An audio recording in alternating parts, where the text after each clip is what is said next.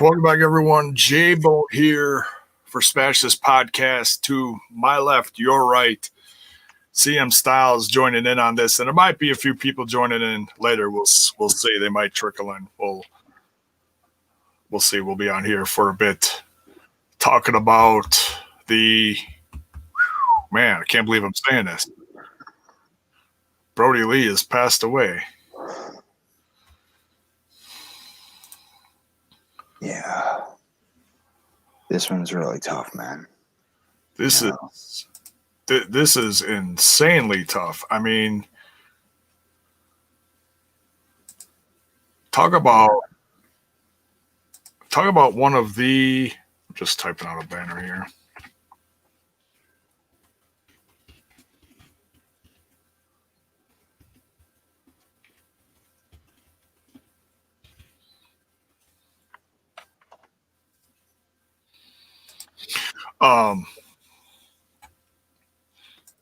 Talk about, in my opinion, one of the best big men in professional wrestling right now. And has been for the last, well, I've seen him for the last 10 years.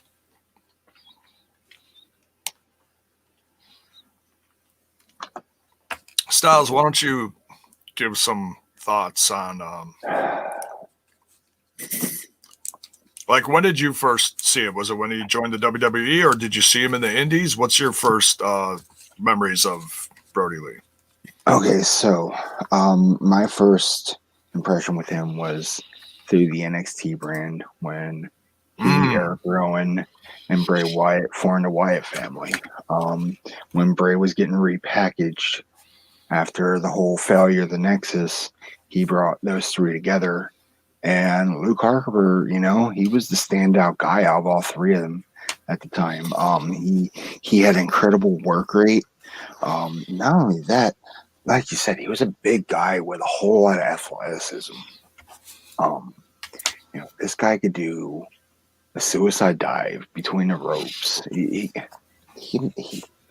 the Land of the Giants doing what they do best, and it was impressive. And once he made it to the main roster, once the whole Wyatt family made it to the whole roster, I was super happy to see him up there. I know we heard about his past with the WWE, where he was unhappy because he wasn't being utilized, and then amidst the pandemic, he was finally released. And I thought to myself, where is this guy going to go next? And when we found out that he was the Exalted One and he arrived in AEW, I was like, thank goodness his career is saved. But nobody knew that he had any ongoing medical conditions because it never showed. And after tonight, seeing a tweet, making sure that you heard about it first, that was the most important thing of all right there. Dude, it was like I told you, man, it was crazy. My phone just blew between you, the TNI fam, that we got our own little private chat, and then someone else hit me up like really quick, and I was like, "Whoa, wait, what is no." This is no, come on. This is the day after Christmas. This is not happening. So then I started doing just a little bit of research because I was like, okay, it was not that long ago that we heard about him and saw him on TV. He had that feud with Cody for the AEW TNT Championship, and then he went away. And I was like, well,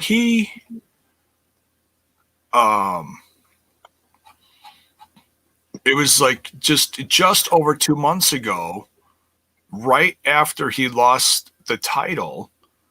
I think it was PW Insider came out with the news that he had some kind of small injury, but there was nothing specific.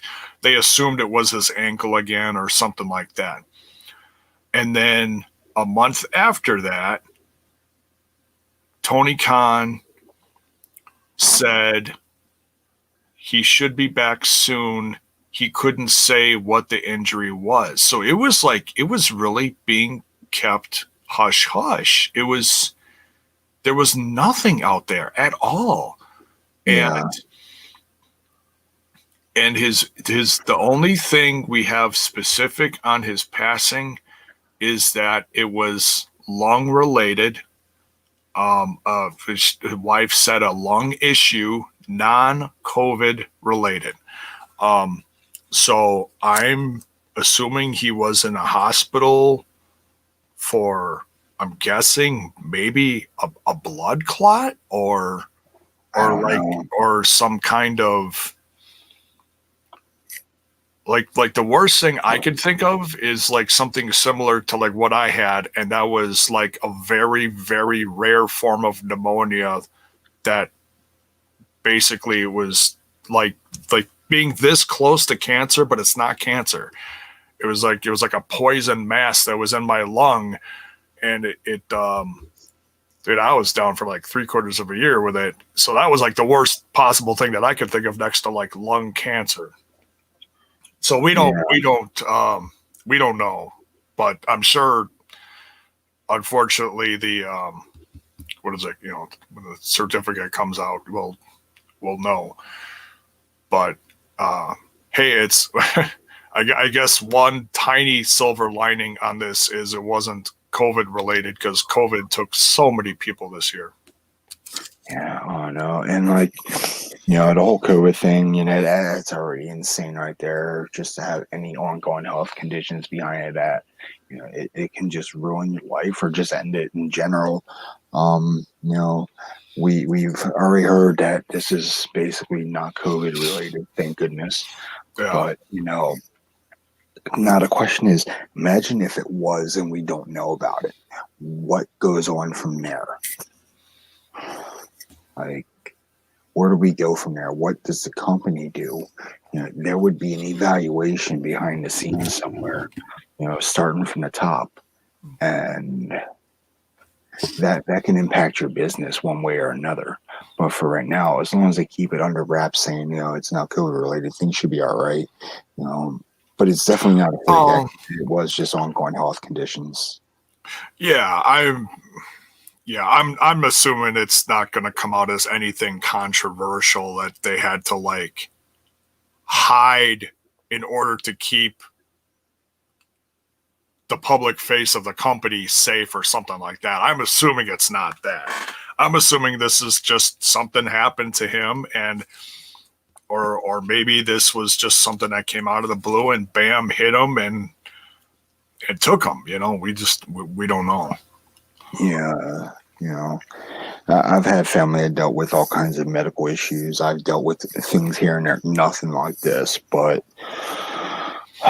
you know, medical issues, they can be either a come and go or they come and they stay. And if it stays, you know, that can be, you know, the game changer for you in your life, you know. Yeah. And this whole, you know, imagine if it was some form of lung cancer, you know.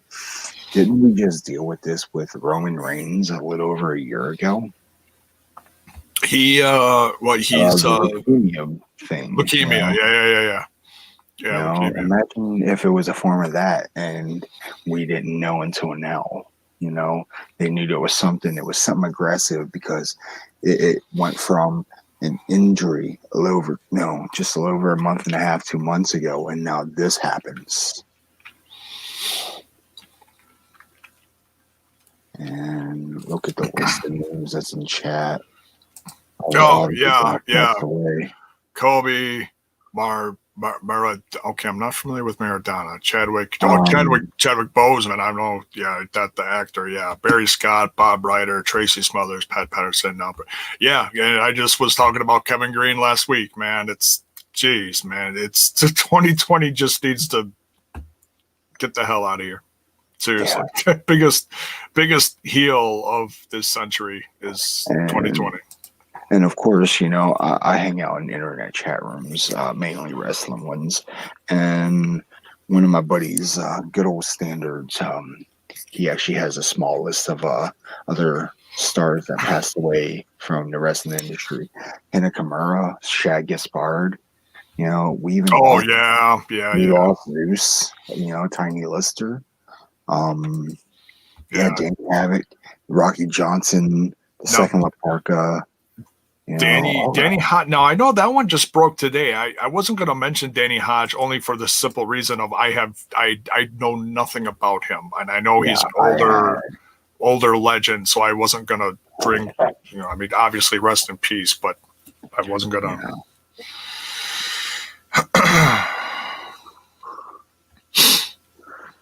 Yeah. This one is going to be the toughest pill to swallow because he became the breakout star in AEW. He helped make the Dark Order even stronger than it was. And when they did, what was that? Being the Elite backstage. He helped out with that in the character development system. Oh, totally. And he's been one of the most funny pieces of being the Elite over the course of the last year once he joined and became part of the Dark Order and became that almost like authority figure of the Dark Order and was trying to get everybody to shape up because it was kind of a joke thing. And he was always loud and over the top. And he just, his AEW stuff, as short as it, when did he? Not even a year. He's been around for about 6-7 months. Not even. I'm trying to see because I know he was right after Mania. It's right after Mania, I believe. He was part of a small group of people that got let go. He wasn't part of that really big. I heard a beep. Hang on, I hear you. Was it me? Yeah, I know. Oh no, that's not what I want. Okay, there it is. All right, hang on. All right. Welcome, Bill. Hey, Bill. Hey, Stylez. Sorry to be here under these circumstances. No, it's all right. I'm glad you're here, and because I know you've done a lot of traveling in the realm of the indie scene, but I don't know when that started. So and I told everyone from the TNI crew, I said you're more than welcome to come in and offer up some thoughts. Anything related to Brodie Lee, aka Luke Harper. Did you ever see him on the indies before I saw him a couple times on at Chikara. His Chikara run, where they were pretty much based out of Easton, Pennsylvania, which is only about a half hour away from me. So that's where I saw him a few times early on in his career. Okay. And then I didn't see him again on the indies. The closest thing I had an Evolve shirt. He did make some Evolve appearances early, but not when I was going. And then he went to 2CW. He had a nice run there at upstate New York promotion. Okay. But I started going to their shows after he had left. So I just missed him there. So pretty much Chikara was my main place on seeing him, but I always knew him from Chikara. So I was always following Brodie Lee. And then when he went up north, I was like, oh, Brodie Lee's there. That's great. Because I did hear you. I had it on as I was getting set up because this is my first time getting the studio set up since I got back. So I was getting everything together, but I was listening to you.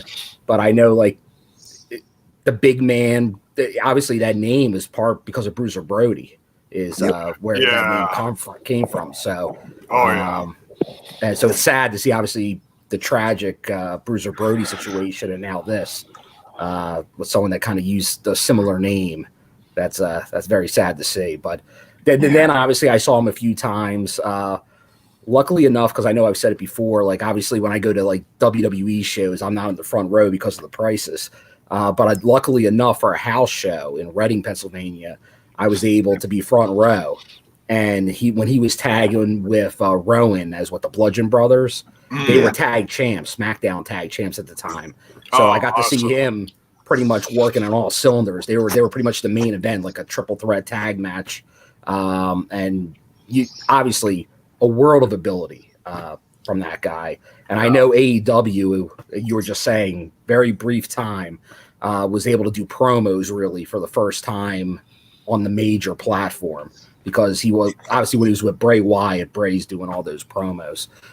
So that was really his first chance to really shine on a non-indie level.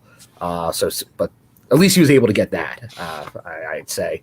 Obviously, he was leader of that whole faction. But very, very tough news. And I know his wife kind of put out there a little bit more information on what's going on. Some type of lung issue, but it's very sad to see. Yeah. My first experience with him was, and I had to look up the card of this one because it's a little blurry. It was my first experience seeing something outside of either something local or WWE.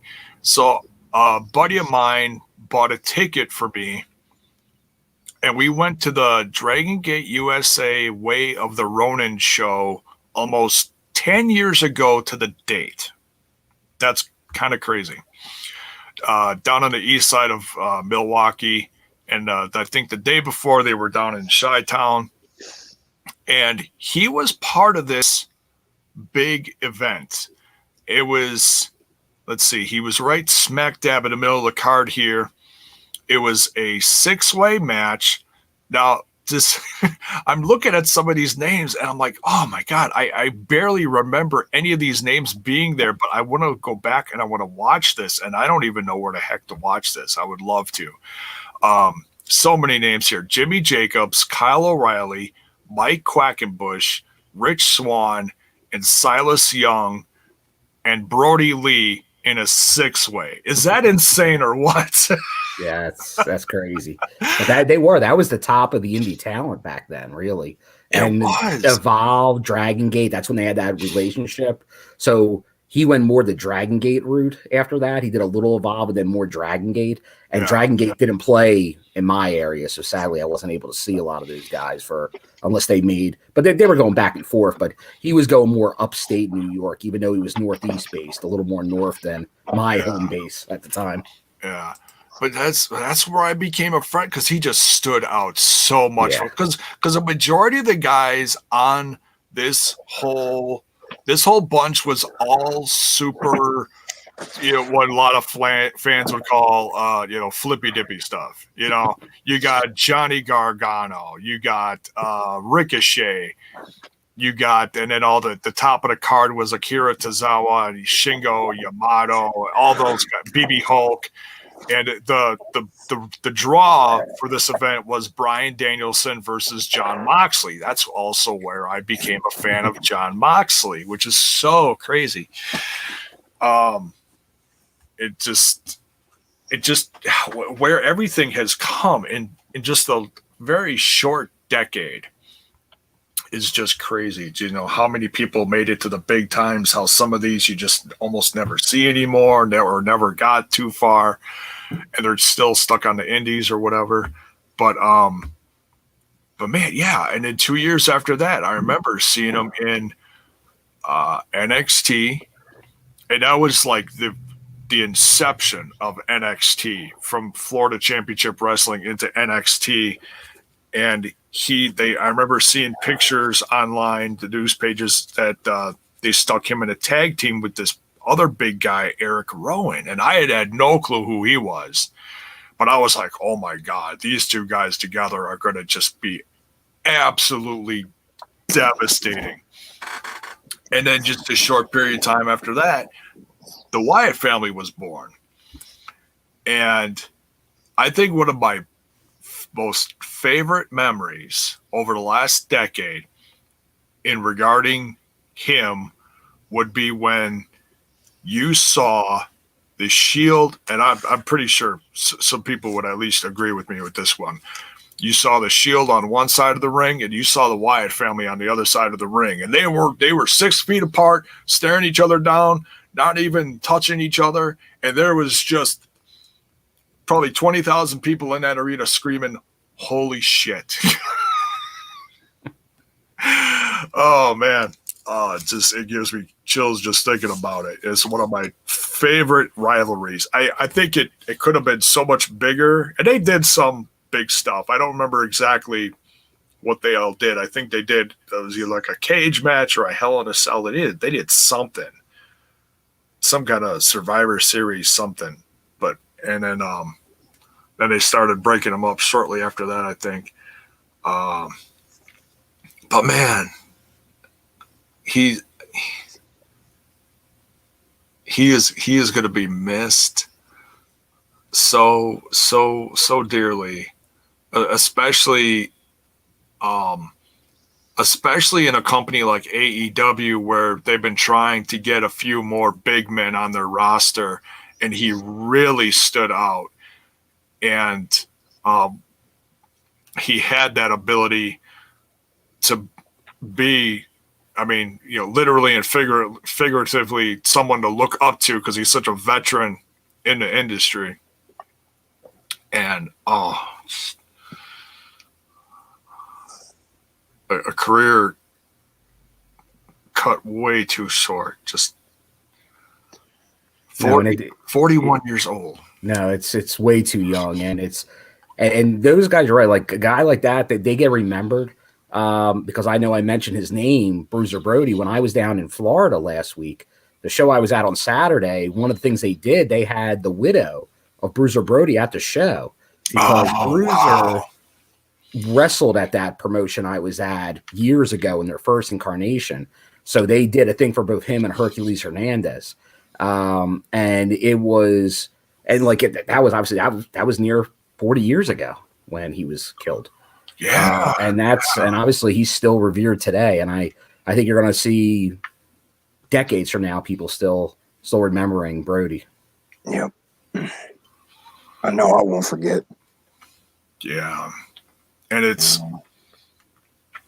one of the few things that really made me proud to be a wrestling fan was feuds like that. When you see the growing of the Wyatt family, the Shield, stuff like that really flipped a company like the WWE on its head and really stood out. And in some way, you know, and I'm not going to sit here and bash the company for, well, they could have done this and they could have done that. I mean, it certainly had the potential for more, but at least we got to see him in what we did, you know, whether if it was part of the tag team with Eric Rowan, the Wyatt family, solo. He had a decent solo run. I mean, I think a lot of people wanted to see more out of it, but he was IC champ, wasn't he? He was IC champ. Yeah. I remember he had the white strap, because it was like the nice looking IC title. Oh, it was one that they introduced when Cody got it, wasn't it? Correct. Yes. So it was a bit of a the throwback. The yeah, title. Yeah, there you go. Bit of a throwback. Man, I'll tell you, Jay, but it was great to see from what I saw, as soon as the news broke, all the positivity, like everybody he interacted with across all promotions and even all the different promotions out there, like Impact. He never worked for Impact at all. They made sure to get a statement out there. I think everybody's really getting stuff out there. Yeah. Just like all around good guy in the business, pretty much. Yeah. And, you know, even though there was controversy towards the end, WWE has put out a notice about it, which was nice to see. I was, you know, you don't want to think too negatively on them in a situation like this. Like, okay, how soon are they going to? How fast is this going to happen? Oh, I had it up here. Now I'm not seeing it. Okay, there it is. Yeah, it is there. Okay. Oh yeah, now they got a thing up says now okay, now I'm starting to see the things come in on the site now. It's at the top of the page. Photos remembering Luke Harper's greatest moments. And that's something I'm not gonna obviously play live on here, but I'm certainly going to watch that later and see what they all include there. And I might do another tribute of sorts and talk about some of those moments, a week or two down the road, so I could really, get some stuff together. We'll see. And Tillo Rucco says, what happened to him? We really don't know. His wife briefly put out a post a couple hours ago saying that it was a lung issue, non-COVID related. That's all we know. So we don't know if it was something like pneumonia, cancer. We don't know. Yeah. And I don't want to assume too much, but yeah, it sounded like it wasn't something like it just happened. This was obviously going on for a period of time. It's just, whatever it was, it really had to hit him quick because, from what we knew, he was in pretty good health. Yeah, obviously he was wrestling. His last match was the beginning of October when he lost the belt. Yeah, it was like 2.5 months ago when he had that. So that's a short amount of time overall when you look at things. It was against Cody for the championship. He lost and he wasn't back since. Yeah, and I know his wife said he was in the Mayo Clinic. Obviously, that's very serious stuff going on there. So yeah, that's almost what makes me think cancer, but definitely something serious because they treat very stuff like, you're right, like advanced cancers and things like that there. So you don't want to read too much into it, but definitely was something that needed the highest level of treatment. Yeah, it's a revered place for healthcare. Hospitalization, whatever you want to call it. Yeah. Oh man.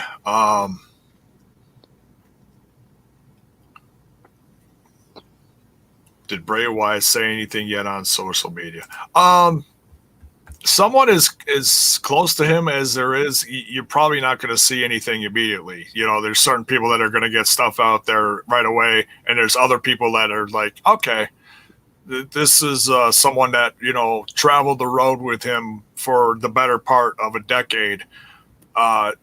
This is going to take a while for, someone, I'm assuming, like Eric, Bray, Braun Strowman, guys like that.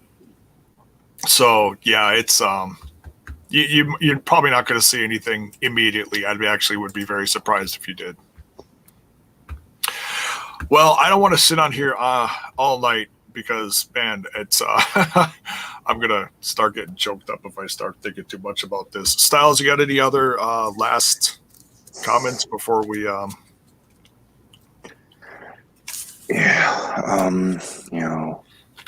we from the Smash This Podcast family, we send our deepest condolences to the Huber family. Same with the Strong Kayfabe and TNI.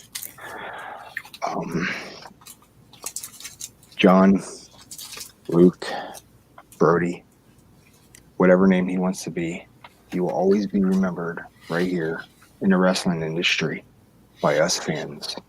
You are always a big part of our family. You will never be forgotten. May you rest in peace and wrestle in heaven. Well put, Stylez. Yeah, very well put. Bill, anything? Just no, I echo the same thing. Condolences to his wife, children. Obviously, a lot of friends in the industry, the fans, all gonna miss him. He definitely, if you're a wrestling fan, obviously you knew who he was, even if you didn't watch what company he was on at the time. He was able to transcend that from the indies throughout. Like I know Sami Callihan's out there, like. Obviously, there's not a wrestler, even that he may not have worked with directly, but he still influenced or touched in a way. Oh, absolutely. So that's just going to be an effect he has long past today. So he at least can know that he had that mark on the industry. But yeah, no, very, very sad day. And it's grateful for being able to see him for what we did. Yeah. Just rest in peace, Brodie. We're gonna miss you. You stood out in the crowd. You know, you you commanded attention when you were behind the mic or in a ring coming down the ramp. Man, people always knew you meant business when they saw you coming, and you'll always be revered. Never forgotten. Rest in peace. All right. You know where to find all of us. All of our Twitter tags are in the right here below us. You know where to hit us up. And leave your sentiments in the comments, whether live or watching a replay of this. Much love, everyone, for joining this sad little tribute. And we'll probably see you tomorrow night over on T&I's Sunday dinner, if you will, the Impact Plus Weekly. And I'm sure we'll be giving some sentiments over there as well tomorrow night from the rest of the crew. So, all right, much love, everyone. Good night.